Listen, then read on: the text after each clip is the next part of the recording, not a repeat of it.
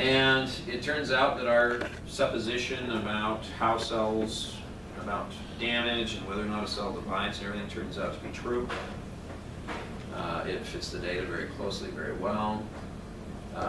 Increasing the dose rate does substantially increase how long it takes for a cell divide. It goes from about 17.7 hours if you're not irradiating this thing, up to about 27 hours for the highest dose rate we were looking at, which was 37 grams. So you get an increase of about 10 hours in how long it takes for a cell to divide. Using the queuing system actually worked out really well. When we compared our results with results from other experiments that have been done, they turned out to match very nicely. And we did discover a little bit of biology. When you have these synchronized cells, apparently there's a relaxation time. When you plant them, it takes them a little while to settle in before they actually start back up into their division process.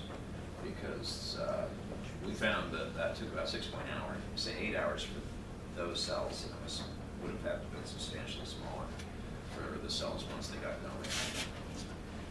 The disintegration time turned out to be 162 hours, which actually fits with other data very, very well, so it was actually a good result. But if you look at it, then we could actually figure out what percent of cells that we were counting there were actually dead cells. And these were the people that I worked with. Dr. Hannon was my direct advisor down at Idaho State. Dr. Yakovlev actually passed away while we were working on the project. And so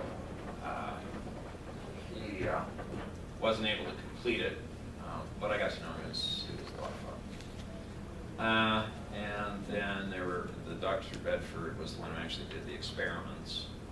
And Dr. Hyranes helped out, did some stuff to the model. So those were the people I worked with in finishing it. And that